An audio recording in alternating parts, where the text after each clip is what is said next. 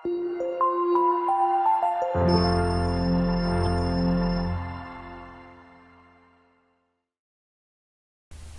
Friends, welcome to ಅಮೋಘ ವರ್ಷ coaching centre. ಇವತ್ತಿನ ದಿನಾಂಕ 26 ಜುಲೈ 2022. ಈ ದಿನದ ಪ್ರಮುಖವಾದಂತಹ ಕರೆಂಟ್ ಅಫೇರ್ಸ್ ಟಾಪಿಕ್ಗಳನ್ನು ಡಿಸ್ಕಸ್ ಮಾಡೋಣ. ನಾವು ಇವತ್ತು ಡಿಸ್ಕಸ್ ಮಾಡ್ತಾ ಇರೋ ಆರ್ಟಿಕಲ್ಗಳನ್ನು Kannada news paper, the Hindu news paper ಮತ್ತು PIB ಇಂದ ಆಯ್ದುಕೊಳ್ಳಲಾದಂತಹ ಆರ್ಟಿಕಲ್ಗಳನ್ನು ಡಿಸ್ಕಸ್ ಮಾಡೋಣ. ಲಾಸ್ಟ್ ಸೆಷನ್ನಲ್ಲಿ ಕೇಳಲಾದಂತಹ ಪ್ರಶ್ನೆಯ ಸರಿಯಾದ ಉತ್ತರವನ್ನು ತಿಳಿದುಕೊಳ್ಳೋಣ. ಟ್ಯೂಬ್ಲೈಟ್ಸ್ಗಳಲ್ಲಿ ಚೋಕ್ಸ್ಗಳನ್ನು ಅಳವಡಿಸುತ್ತಾರೆ. ಸೊ ಇವುಗಳ ಕೆಲಸ ಏನು ಅಥವಾ ಇವುಗಳ ಪರ್ಪಸ್ ಏನು ಅಂತ ಪ್ರಶ್ನೆ ಇದೆ. ಟು ಡಿಕ್ರೀಸ್ ದ ಕರೆಂಟ್, ವಿದ್ಯುತ್ ಪ್ರವಾಹವನ್ನು ಕಡಿಮೆ ಮಾಡಲು, ವಿದ್ಯುತ್ ಪ್ರವಾಹವನ್ನು ಜಾಸ್ತಿ ಮಾಡಲು, ಈ ವೋಲ್ಟೇಜನ್ನು ತಾತ್ಕಾಲಿಕವಾಗಿ ಕಡಿಮೆ ಮಾಡಲು ಅಥವಾ ವೋಲ್ಟೇಜನ್ನು ತಾತ್ಕಾಲಿಕವಾಗಿ ಜಾಸ್ತಿ ಮಾಡಲು. ಈ ಪ್ರಶ್ನೆಯ ಸರಿಯಾದ ಉತ್ತರ option D, to increase voltage momentarily. ತಾತ್ಕಾಲಿಕವಾಗಿ ಈ ವೋಲ್ಟೇಜ್ ಸಪ್ಲೈಯನ್ನು ಜಾಸ್ತಿ ಮಾಡುವ ಉದ್ದೇಶದಿಂದ ಟ್ಯೂಬ್ಲೈಟ್ಗಳಲ್ಲಿ ಚೋಕ್ಸ್ಗಳನ್ನು ಅಳವಡಿಸುತ್ತಾರೆ. ಸರಿಯಾಗಿ ಉತ್ತರ ನೀಡಿದಂತಹ ಸ್ಟೂಡೆಂಟ್ಸ್ಗಳು ಶೇಷಾದ್ರಿ, ಕವಿತಾ MD, ಗೀತಾ ಯಾದವ್, ಶ್ರೀಧರ್ ಮೂರ್ತಿ, ನಾಗರಾಜ್ BJ, ಇವರಿಗೆ ಕಂಗ್ರ್ಯಾಚುಲೇಷನ್ಸ್. ಅದೇ ರೀತಿ ಇವತ್ತಿನ ಪ್ರಶ್ನೆಯನ್ನು ನೋಡೋಣ. ನಾವು 75ನೇ ಸ್ವಾತಂತ್ರ್ಯೋತ್ಸವದ ಅಮೃತ್ ಮಹೋತ್ಸವವನ್ನು ಆಚರಿಸ್ತಾ ಇದ್ದೇವೆ. ಈ ಒಂದು ಸಂದರ್ಭದಲ್ಲಿ ಹರ್ ಘರ್ ತಿರಂಗಾ ಅನ್ನುವ ಒಂದು ಕ್ಯಾಂಪೇನನ್ನು ಪ್ರಧಾನಮಂತ್ರಿ ಅವರಿಂದ ಕರೆ ನೀಡಲಾಗಿದೆ. ಸೊ ಈಗ ಫ್ಲ್ಯಾಗ್ ಕೋಡ್ಗೆ ಸಂಬಂಧಿಸಿದಂತಹ ಪ್ರಶ್ನೆಯನ್ನು ನೋಡೋಣ. ನಮ್ಮ ರಾಷ್ಟ್ರಧ್ವಜದ ಉದ್ದ ಮತ್ತು ಎತ್ತರ ಅಥವಾ ಅಗಲ ಅನುಪಾತ ಎಷ್ಟಿರಬೇಕು ಅಂತ ಪ್ರಶ್ನೆ ಇದೆ. What is the length to height width ratio of our national flag? ಆಪ್ಷನ್ಗಳಲ್ಲಿ option A 3:5, option B 2:3, option C 3:2, option D 2:5. ಸರಿಯಾದ ಉತ್ತರವನ್ನು ಕಮೆಂಟ್ ಬಾಕ್ಸ್ನಲ್ಲಿ ಕಮೆಂಟ್ ಮಾಡಿ. 2002ರ ನ್ಯಾಷನಲ್ ಫ್ಲ್ಯಾಗ್ ಕೋಡ್ ಇದರ ಪ್ರಕಾರ ನಮ್ಮ ಭಾರತದ ರಾಷ್ಟ್ರಧ್ವಜದ ಉದ್ದ ಮತ್ತು ಎತ್ತರದ ಅನುಪಾತ ಎಷ್ಟಿರಬೇಕು ಅಂತ ಪ್ರಶ್ನೆ ಇದೆ. ನಮ್ಮ ಅಮೋಘ ವರ್ಷ ಕೋಚಿಂಗ್ ಸೆಂಟರ್ನಲ್ಲಿ PSI ಮತ್ತು PCI ಬ್ಯಾಚ್ಗಳು ಹೊಸದಾಗಿ ಪ್ರಾರಂಭ ಆಗ್ತಾ ಇವೆ. ಇಂಟ್ರೆಸ್ಟ್ ಇರುವಂತಹ ಸೀರಿಯಸ್ ಅಸ್ಪಿರೆಂಟ್ಸ್ಗಳು ವಿಜಯನಗರದಲ್ಲಿರುವಂತಹ ಬ್ರಾಂಚ್ಗೆ ಭೇಟಿ ನೀಡಿ ಅಡ್ಮಿಷನ್ ಮಾಡ್ಕೋಬಹುದು. ಹೆಚ್ಚಿನ ಇನ್ಫಾರ್ಮೇಷನ್ಗಾಗಿ ಕೆಳಗೆ ತಿಳಿಸಲಾದಂತಹ ಕಾಂಟ್ಯಾಕ್ಟ್ ನಂಬರನ್ನು ಸಂಪರ್ಕಿಸಬಹುದು. ನಿಮ್ಮ ಫ್ರೆಂಡ್ಸ್ಗಳಿಗೆ ಈ ಒಂದು ಇನ್ಫಾರ್ಮೇಷನನ್ನು ಶೇರ್ ಮಾಡಿ ಅಂತ ಹೇಳ್ತಾ, ಅಮೋಘ ವರ್ಷ ಯೂಟ್ಯೂಬ್ ಚಾನಲನ್ನು ಸಬ್ಸ್ಕ್ರೈಬ್ ಮಾಡಿ, ಬೆಲ್ ಐಕಾನನ್ನು ಕ್ಲಿಕ್ ಮಾಡಿ. ಇದರಿಂದ ನಾವು ಅಪ್ಲೋಡ್ ಮಾಡುವಂತಹ ಎಲ್ಲ ವಿಡಿಯೋಗಳ ನೋಟಿಫಿಕೇಷನ್ ಪಡಿಬಹುದು. ಅದೇ ರೀತಿ ಈಗ ಡಿಸ್ಕಸ್ ಮಾಡಿದಂತಹ ಪ್ರಶ್ನೆಯ ಸರಿಯಾದ ಉತ್ತರವನ್ನು ಕಮೆಂಟ್ ಬಾಕ್ಸ್ನಲ್ಲಿ ಕಮೆಂಟ್ ಮಾಡಿ. ನಿಮ್ಮ ಯಾವುದೇ ಸಜೆಷನ್ಗಳಿದ್ರೂ ಕಮೆಂಟ್ ಬಾಕ್ಸ್ನಲ್ಲಿ ಕಮೆಂಟ್ ಮಾಡಿ. ನಿಮ್ಮ ಫ್ರೆಂಡ್ಸ್ ಜೊತೆ ಈ ಕಂಟೆಂಟನ್ನು ಶೇರ್ ಮಾಡಿ ಅಂತ ಹೇಳ್ತಾ, ಇವತ್ತಿನ ಆರ್ಟಿಕಲ್ಗೆ ಸಂಬಂಧಿಸಿದಂತಹ ಮೊದಲ ಪ್ರಶ್ನೆಯನ್ನು ನೋಡೋಣ. ಕಾರ್ಗಿಲ್ ಯುದ್ಧದ ಸಮಯದಲ್ಲಿ ಭಾರತೀಯ ನೌಕಾಪಡೆ ನಡೆಸಿದ ಕಾರ್ಯಾಚರಣೆಯ ಹೆಸರೇನು? ನಮಗೆಲ್ಲ ಗೊತ್ತಿರುವ ಹಾಗೆ 1999ರಲ್ಲಿ ನಡೆದಂತಹ ಈ ಕಾರ್ಗಿಲ್ ಯುದ್ಧದಲ್ಲಿ ಭಾರತೀಯ ನೌಕಾಪಡೆ ಸಹಿತ ಪಾಲ್ಗೊಂಡಿತ್ತು. ಸೊ ಈ ಒಂದು ಆಪರೇಷನ್, ನೌಕಾಪಡೆಯಿಂದ ನಡೆಸಿದಂತಹ ಆಪರೇಷನ್ನ ಹೆಸರೇನು ಅಂತ ಪ್ರಶ್ನೆ ಇದೆ.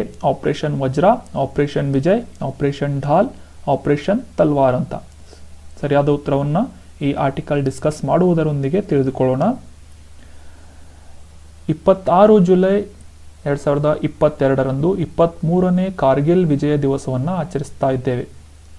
ಭಾರತ ಮತ್ತು ಪಾಕಿಸ್ತಾನಗಳ ನಡೆದಂತಹ ಯುದ್ಧದಲ್ಲಿ ಭಾರತ ವಿಜಯಿಯಾಗಿದ್ದ ಒಂದು ಸ್ಮರಣೆಗಾಗಿ ಸೈನಿಕರ ತ್ಯಾಗ ಮತ್ತು ಬಲಿದಾನವನ್ನು ಸ್ಮರಿಸುವ ಉದ್ದೇಶದಿಂದ ಕಾರ್ಗಿಲ್ ವಿಜಯೋತ್ಸವವನ್ನು 26 ಜುಲೈನಂದು ಪ್ರತಿ ವರ್ಷ ಆಚರಿಸಲಾಗುತ್ತದೆ. ಇದರ ಹಿನ್ನೆಲೆಯನ್ನು ನೋಡುವುದಾದರೆ, ಪಾಕಿಸ್ತಾನದ ಸೇನೆ ಸುಮಾರು 5,000 ಸೈನಿಕರನ್ನು ರಹಸ್ಯವಾಗಿ ಭಾರತದ ಗಡಿಯೊಳಗೆ ನುಗ್ಗಿಸಿತ್ತು ಪಾಕಿಸ್ತಾನ. ಸೊ ಆ ಒಂದು ಸಂದರ್ಭದಲ್ಲಿ ಪಾಕಿಸ್ತಾನದ ಸೇನಾ ಮುಖ್ಯಸ್ಥರಾದಂತಹ ಪರ್ವೇಜ್ ಮುಷಾರಫ್ ಅವರ ಒಂದು ಕುಮ್ಮಕ್ಕಿನಿಂದ ಈ ಒಂದು ಕಾರ್ಯವನ್ನು ಪಾಕಿಸ್ತಾನದ ಸೈನಿಕರು ಮಾಡಿದರು. ಸೊ ಇದರ ಒಂದು ಹಿನ್ನೆಲೆಯಲ್ಲಿ ಸ್ವಲ್ಪ ಇನ್ಫಾರ್ಮೇಷನನ್ನು ತಿಳಿದಂತಹ ಭಾರತೀಯ ಸೈನಿಕರು ಸುಮಾರು 5 ಯೋಧರನ್ನು ಗಸ್ತಿಗಾಗಿ ಕಳಿಸಲಾಗಿತ್ತು. ಸೊ ಆ 5 ಯೋಧರನ್ನು ಪಾಕ್ ಸೈನಿಕರಿಂದ ನಿಷ್ಕರುಣೆಯಿಂದ ಭೀಕರವಾಗಿ ಕೊಂದು ಹಾಕಲಾಗಿತ್ತು. ಸೊ ಇದಕ್ಕೆ ಪ್ರತ್ಯುತ್ತರವನ್ನು ನೀಡಲು ಭಾರತದ ಸೈನಿಕರು ಒಂದು ಭಾರತದ ಪ್ರಧಾನಮಂತ್ರಿಯಾದಂತಹ ಅಟಲ್ ಬಿಹಾರಿ ವಾಜಪೇಯಿ ಅವರ ಒಂದು ಆರ್ಡರ್ನ ಪ್ರಕಾರ 20,000 ಯೋಧರನ್ನು ಸಜ್ಜುಗೊಳಿಸಿತ್ತು, ಭಾರತೀಯ ಸೈನಿಕರನ್ನು. ಈ ಒಂದು ಸಂದರ್ಭದಲ್ಲಿ ಭಾರತ ಸೇನೆಯ ಆಪರೇಷನ್ ವಿಜಯ್ ಅನ್ನುವ ಒಂದು ಕಾರ್ಯಾಚರಣೆಯನ್ನು ನಡೆಸಿತ್ತು. ಸೊ ಹೀಗಾಗಿ ಭಾರತದ ಸಾಕಷ್ಟು ಪ್ರದೇಶಗಳನ್ನು ಪಾಕಿಸ್ತಾನದಿಂದ ಆಕ್ರಮಿಸಿಕೊಳ್ಳಲಾಗಿತ್ತು. ಅದರಲ್ಲಿ ಮುಖ್ಯವಾಗಿ ತೋಲೋಲಿಂಗ್ ಪ್ರದೇಶ, ಟೈಗರ್ ಹಿಲ್ಸ್ಗಳನ್ನು ಕೂಡ ಸುಮಾರು 10 ಪಾಕಿಸ್ತಾನ ಯೋಧರ ಒಂದು ಹತ್ಯೆಗೈಯುವ ಮುಖಾಂತರ ಭಾರತೀಯ ಸೈನಿಕರಿಂದ ಈ ಪ್ರದೇಶಗಳನ್ನು ಮತ್ತೆ ವಶಪಡಿಸಿಕೊಳ್ಳಲಾಗಿತ್ತು. ಅಷ್ಟೇ ಅಲ್ಲದೆ ಸಾಕಷ್ಟು ಪಾಕಿಸ್ತಾನದಿಂದ ಆಕ್ರಮಿತವಾದಂತಹ ಪ್ರದೇಶವನ್ನು ಕಾರ್ಗಿಲ್ ಪ್ರದೇಶದಲ್ಲಿ ಭಾರತೀಯ ಸೈನಿಕರಿಂದ ಈ ಒಂದು ಆಪರೇಷನ್ ವಿಜಯ್ ಅನ್ನುವ ಒಂದು ಕಾರ್ಯಾಚರಣೆ ನಡೆಸುವ ಮುಖಾಂತರ ಗೆದ್ದುಕೊಳ್ಳಲಾಗಿತ್ತು. ಆಗಲೇ ತಿಳಿಸಿದ ಹಾಗೆ ಅಟಲ್ ಬಿಹಾರಿ ವಾಜಪೇಯಿ ಅವರ ನೇತೃತ್ವದಲ್ಲಿ ಅವರ ಒಂದು ಪ್ರಧಾನಮಂತ್ರಿಯಾದಂತಹ ಸಂದರ್ಭದಲ್ಲಿ ಕಾರ್ಗಿಲ್ ಯುದ್ಧ 1999 ಜುಲೈ 26ರಂದು ಪಾಕಿಸ್ತಾನದ ವಿರುದ್ಧ ಸಂಪೂರ್ಣವಾದಂತಹ ವಿಜಯವನ್ನು ಸಾಧಿಸಿತ್ತು. ಸೊ ಆ ಒಂದು ದಿನವನ್ನು ಈ ಸೈನಿಕರ ಒಂದು ತ್ಯಾಗ ಮತ್ತು ಬಲಿದಾನವನ್ನು ಸ್ಮರಿಸುವ ಒಂದು ಉದ್ದೇಶಕ್ಕಾಗಿ ಕಾರ್ಗಿಲ್ ವಿಜಯ ದಿವಸವನ್ನಾಗಿ ಪ್ರತಿ ವರ್ಷ ಆಚರಿಸಲಾಗುತ್ತೆ. ಈ ಒಂದು ಸಂದರ್ಭದಲ್ಲಿ ಆಪರೇಷನ್ ಸಫೇದ್ ಸಾಗರ್ ಅನ್ನುವ ಒಂದು ಕಾರ್ಯಾಚರಣೆಯ ಮುಖಾಂತರ ವಾಯುಪಡೆಯಿಂದ ಕೂಡ ಈ ಒಂದು ಕಾರ್ಗಿಲ್ ಯುದ್ಧದಲ್ಲಿ ಸಪೋರ್ಟನ್ನು ನೀಡಲಾಗಿತ್ತು. ನೆನಪಿಟ್ಕೊಳ್ಳಿ, ಆಪರೇಷನ್ ಸಫೇದ್ ಸಾಗರ್ ಅನ್ನುವ ಒಂದು ಕಾರ್ಯಾಚರಣೆ ವಾಯುಪಡೆಯಿಂದ ಅಂದರೆ ಭಾರತೀಯ ವಾಯುಸೇನೆಯಿಂದ ಈ ಆಪರೇಷನ್ ಸಫೇದ್ ಸಾಗರನ್ನು ನಡೆಸಲಾಗಿತ್ತು. ಈ ಒಂದು ಸಂದರ್ಭದಲ್ಲಿ MiG-21 ವಿಮಾನಗಳನ್ನು ಮತ್ತು ಬೋಫೋರ್ಸ್ ಬಂದೂಕುಗಳನ್ನು ಈ ಯುದ್ಧದಲ್ಲಿ ಸಾಕಷ್ಟು ಪ್ರಮಾಣದಲ್ಲಿ ಬಳಸಲಾಗಿತ್ತು. ಈ ಒಂದು ಕಾರ್ಯಾಚರಣೆಯಲ್ಲಿ ಭಾರತದ ವಾಯುಸೇನೆಯ ಇಂಡಿಯನ್ ಏರ್ಫೋರ್ಸ್ನ MiG-21 ಮತ್ತು 27 ಈ 2 ಯುದ್ಧ ವಿಮಾನಗಳನ್ನು ಭಾರತದ ವಾಯುಪಡೆ ಕಳೆದುಕೊಂಡಿತ್ತು. ಅಷ್ಟೇ ಅಲ್ಲದೆ ಭಾರತದ ನೌಕಾಪಡೆ ಕೂಡ ಈ ಒಂದು ಕಾರ್ಗಿಲ್ ಯುದ್ಧದಲ್ಲಿ ಪಾರ್ಟಿಸಿಪೇಟ್ ಮಾಡಿತ್ತು. ಯಾವ ರೀತಿ ಅಂತಂದರೆ ಆಪರೇಷನ್ ತಲ್ವಾರ್ ಅನ್ನುವ ಒಂದು ಕಾರ್ಯಾಚರಣೆಯನ್ನು ಭಾರತೀಯ ನೌಕಾಪಡೆಯಿಂದ ಕಾರ್ಗಿಲ್ ಯುದ್ಧದಲ್ಲಿ ನಡೆಸಲಾಗಿತ್ತು. ಅರಬ್ಬಿ ಸಮುದ್ರದಲ್ಲಿ ಪಾಕಿಸ್ತಾನಕ್ಕೆ ಸಪ್ಲೈ ಆಗ್ತಿದ್ದಂತಹ ಪೆಟ್ರೋಲಿಯಂ ಉತ್ಪನ್ನಗಳನ್ನು ಬ್ಲಾಕ್ ಮಾಡುವ ಮುಖಾಂತರ ಈ ಒಂದು ನೌಕಾಪಡೆಯಿಂದ ತಲ್ವಾರ್ ಅನ್ನುವ ಆಪರೇಷನ್ ಅನ್ನು ನಡೆಸಿ ಪಾಕಿಸ್ತಾನದ ಸೈನಿಕರಿಗೆ ಮತ್ತು ಪ್ರಧಾನಮಂತ್ರಿ ಮತ್ತು ಪಾಕಿಸ್ತಾನಿಯರಿಗೆ ನೌಕಾಪಡೆಯ ಈ ಒಂದು ಸರ್ಪ್ರೈಸ್ ಆ್ಯಕ್ಷನ್ನಿಂದ ಈ ಪಾಕಿಸ್ತಾನ ತತ್ತರಿಸಿ ಹೋಗಿತ್ತು ಅಂತ ಹೇಳಲಾಗ್ತಿದೆ. ಇನ್ನು ಪ್ರಶ್ನೆಗೆ ಹಿಂತಿರುಗಿ ನೋಡಿದಾಗ ಕಾರ್ಗಿಲ್ ಯುದ್ಧದ ಸಮಯದಲ್ಲಿ ಭಾರತೀಯ ನೌಕಾಪಡೆ ನಡೆಸಿದಂತಹ ಕಾರ್ಯಾಚರಣೆಯ ಹೆಸರೇನು ಅಂತಂದರೆ ಆಪರೇಷನ್ ತಲ್ವಾರ್ ಅಂತ. Operation Safed Sagar Indian air force, operation Vijay ಇದು ಭಾರತೀಯ ಭೂಸೇನೆಯಿಂದ ನಡೆಸಲಾದಂತಹ ಕಾರ್ಗಿಲ್ ಯುದ್ಧದಲ್ಲಿ ನಡೆಸಲಾದಂತಹ ಆಪರೇಷನ್ಗಳ ಹೆಸರಾಗಿತ್ತು. ಮುಂದಿನ ಆರ್ಟಿಕಲ್ಗೆ ಸಂಬಂಧಿಸಿದಂತಹ ಪ್ರಶ್ನೆಯನ್ನು ನೋಡೋಣ. ಭಾರತೀಯ ಸ್ವತಂತ್ರ ಹೋರಾಟದ ಸಂದರ್ಭದಲ್ಲಿ ಸಂಗೂರಿನ ಕರಿಯಪ್ಪ ಕರ್ನಾಟಕದ ಯಾವ ಜಿಲ್ಲೆಯಿಂದ ಭಾಗವಹಿಸಿದ್ದರು ಅಂತ ಪ್ರಶ್ನೆ ಇದೆ. ಆಪ್ಷನ್ಗಳಲ್ಲಿ ಮಂಡ್ಯ, ಗದಗ್, ಧಾರವಾಡ, ಹಾವೇರಿ ಅಂತ ಇದೆ. ಸರಿಯಾದ ಉತ್ತರವನ್ನು ಆರ್ಟಿಕಲ್ ಡಿಸ್ಕಸ್ ಮಾಡುವುದರ ಮೂಲಕ ತಿಳ್ಕೊಳ್ಳೋಣ. ಬ್ರಿಟಿಷರ ವಿರುದ್ಧ ನಡೆದಂತಹ ಮುಖ್ಯವಾಗಿ ಅಸಹಕಾರ ಚಳುವಳಿ ಮತ್ತು ಈ ಕಾಯ್ದೆ ಭಂಗ, ಕಾನೂನು ಭಂಗ ಚಳುವಳಿಯಲ್ಲಿ ಸಕ್ರಿಯವಾಗಿ ಭಾಗವಹಿಸಿದ್ದಂತಹ ಸ್ವತಂತ್ರ ಸೇನಾನಿ ಸಂಗೂರು ಕರಿಯಪ್ಪನವರು ಹಾವೇರಿ ಜಿಲ್ಲೆಗೆ ಸೇರಿದವರು. ಹಾವೇರಿ ಜಿಲ್ಲೆಯ ಸಂಗೂರಿನ ಕರಿಯಪ್ಪ ಯರೇಶಿಮೆ ಅನ್ನುವರು ಈ ಸ್ವತಂತ್ರ ಹೋರಾಟದ ಸಂದರ್ಭದಲ್ಲಿ ಸಕ್ರಿಯವಾಗಿ ಭಾಗವಹಿಸಿದರು. ಅಷ್ಟೇ ಅಲ್ಲದೆ ಸುಮಾರು 10 ವರ್ಷಗಳ ಕಾಲ ಸೆರೆವಾಸವನ್ನು ಕೂಡ ಕರಿಯಪ್ಪನವರು ಕಂಡಿದ್ದರು. ಇವರು ಬ್ರಿಟಿಷರಿಂದ ಗುಪ್ತವಾಗಿ ಅಂದರೆ ರಹಸ್ಯವಾಗಿ ಹೋರಾಟದಲ್ಲಿ ಭಾಗವಹಿಸ್ತಾ ಇದ್ದರು. ಸೊ ಇವರು ಬ್ರಿಟಿಷರಿಗೆ ಸಿಂಹ ಸ್ವಪ್ನವಾಗಿದ್ದಂತಹ ಒಂದು ತಂಡವನ್ನು ಕಟ್ಟಿಕೊಂಡಿದ್ದರು, ಸಹಚರರನ್ನು ಹೊಂದಿದ್ದರು.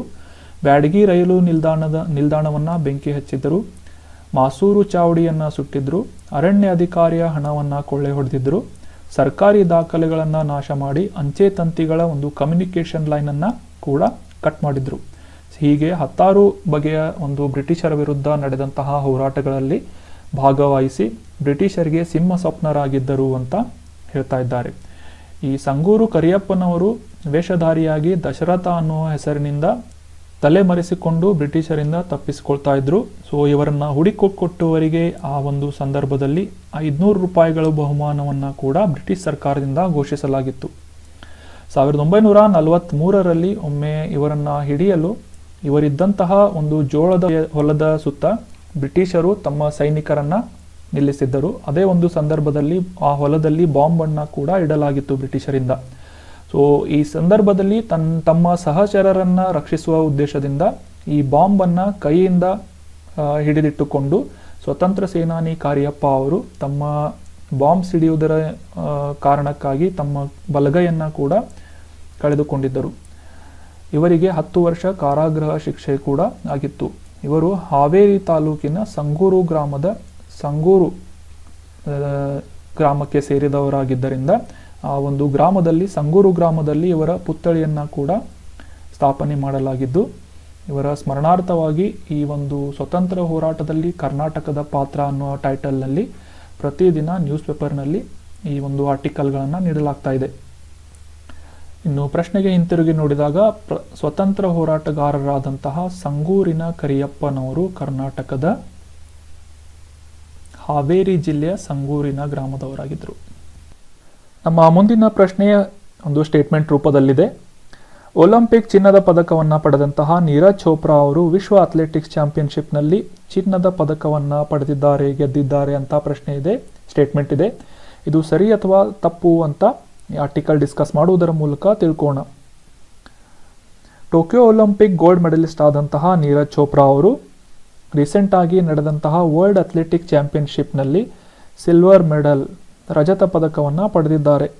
ಜಾವೆಲಿನ್ ಥ್ರೋನಲ್ಲಿ ಭಾಗವಹಿಸಿದಂತಹ ನೀರಜ್ ಚೋಪ್ರಾ ಅವರು ಸುಮಾರು 88.1 ಮೀಟರ್ಗಳಷ್ಟು ದೂರ ಈ ಜಾವೆಲಿನ್ ಅನ್ನು ಎಸೆಯುವುದರ ಮುಖಾಂತರ 2ನೇ ಸ್ಥಾನವನ್ನು ಪಡೆದಿದ್ದಾರೆ. ಯುನೈಟೆಡ್ ಸ್ಟೇಟ್ಸ್ನ ಯುಜಿನಿನಲ್ಲಿ ನಡೆದಂತಹ ವರ್ಲ್ಡ್ ಅಥ್ಲೆಟಿಕ್ಸ್ ಚಾಂಪಿಯನ್ಶಿಪ್ನಲ್ಲಿ ಗ್ರೆನೇಡಿಯನ್ ಆದಂತಹ ಜಾವೆಲಿನ್ ಥ್ರೋವರ್ ಆದಂತಹ ಆಂಡರ್ಸನ್ ಪೀಟರ್ಸ್ ಅವರು ಗೋಲ್ಡ್ ಮೆಡಲ್ ಅನ್ನು ಪಡೆದಿದ್ದಾರೆ. 90.54 ಮೀಟರ್ಗಳಷ್ಟು ದೂರ ಜಾವೆಲಿನ್ ಅನ್ನು ಥ್ರೋ ಮಾಡುವುದರ ಮುಖಾಂತರ. ಭಾರತದಿಂದ ಮೊದಲ ಬಾರಿಗೆ ಬೆಳ್ಳಿ ಪದಕವನ್ನು ಪಡೆದಂತಹ ಅಥ್ಲೀಟ್ ನೀರಜ್ ಚೋಪ್ರಾ ಆಗಿದ್ದಾರೆ. ಇದಕ್ಕಿಂತ ಮುಂಚೆ 2003ರಲ್ಲಿ ಅಂಜು ಬಾಬಿ ಜಾರ್ಜ್ ಅವರು ಲಾಂಗ್ ಜಂಪ್ನಲ್ಲಿ ಕಂಚಿನ ಪದಕವನ್ನು ಪಡೆದಿದ್ದರು. ಇನ್ನು ಕ್ವಶನ್ಗೆ ಅಥವಾ ಸ್ಟೇಟ್ಮೆಂಟ್ಗೆ ಹಿಂತಿರುಗಿ ನೋಡಿದಾಗ ಈ ನೀರಜ್ ಚೋಪ್ರಾ ಅವರು ವರ್ಲ್ಡ್ ಅಥ್ಲೆಟಿಕ್ಸ್ ಚಾಂಪಿಯನ್ಶಿಪ್ನಲ್ಲಿ ಚಿನ್ನದ ಪದಕವನ್ನು ಗೆದ್ದಿದ್ದಾರೆ ಅನ್ನುವ ಸ್ಟೇಟ್ಮೆಂಟ್ ರಾಂಗ್ ಆಗುತ್ತೆ, ತಪ್ಪಾಗುತ್ತೆ. ಇವರು ಬೆಳ್ಳಿ ಪದಕವನ್ನು ಪಡೆದು ಎರಡನೇ ಸ್ಥಾನವನ್ನು ಪಡೆದಿದ್ದಾರೆ. ಮುಂದಿನ ಪ್ರಶ್ನೆಯನ್ನು ನೋಡೋಣ. ಇತ್ತೀಚೆಗೆ ಯುನಾನಿ ಔಷಧ ರಾಷ್ಟ್ರೀಯ ಸಂಸ್ಥೆಯನ್ನು ಎಲ್ಲಿ ಸ್ಥಾಪಿಸಲಾಯಿತು ಅಂತ ಪ್ರಶ್ನೆ ಇದೆ.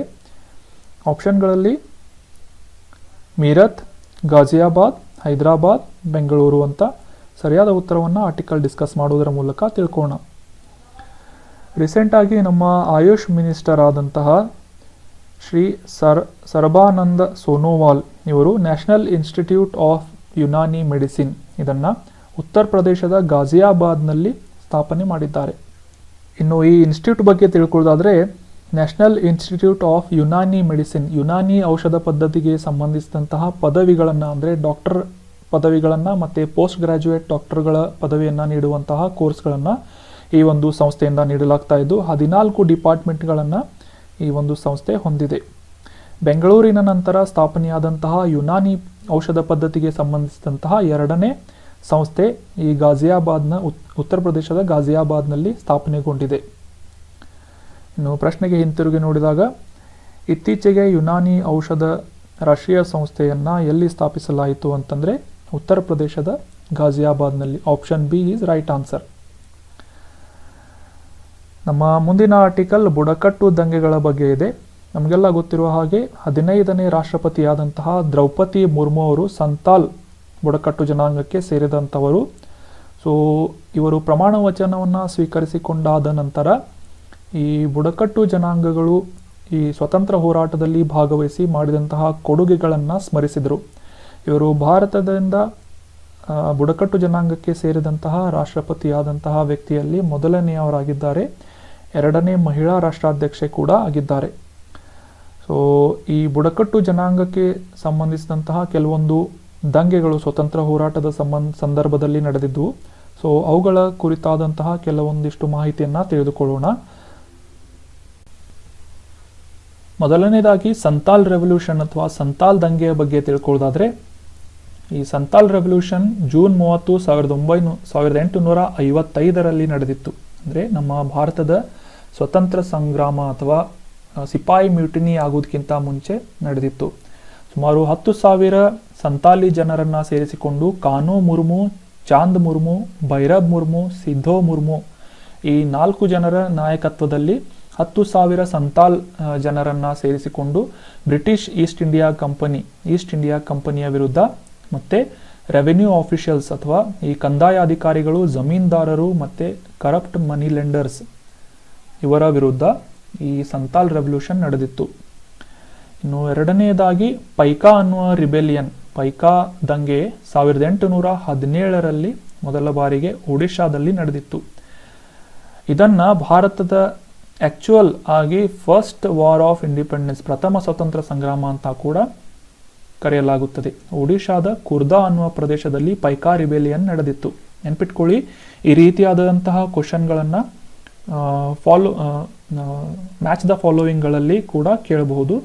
ಸೊ ಪೈಕಾ ರಿಬೆಲಿಯನ್ ಎಲ್ಲಿ ನಡೆದಿತ್ತು ಅಂತಂದರೆ ಒಡಿಶಾದಲ್ಲಿ. ಅದೇ ರೀತಿ ಕೋಲ್ ರಿವೋಲ್ಟ್ ಎಲ್ಲಿ ನಡೆದಿತ್ತು ಅಂತಂದರೆ ಛೋಟಾ ನಾಗ್ಪುರ್ ಪ್ರದೇಶದಲ್ಲಿ 1831ರಲ್ಲಿ ನಡೆದಿತ್ತು.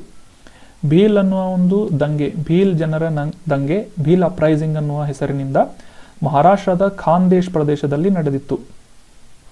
ಇದು 1818ರಲ್ಲಿ ಈ ಬ್ರಿಟಿಷ್ ರಿಂದ ತಂದಂತಹ ಒಂದು 1818ರ ಆಕ್ಟ್ನ ವಿರುದ್ಧ ನಡೆಸಲಾಗಿತ್ತು, ಭೀಲ್ ಅನ್ನುವ ಒಂದು ಬುಡಕಟ್ಟು ಜನಾಂಗದವರಿಂದ.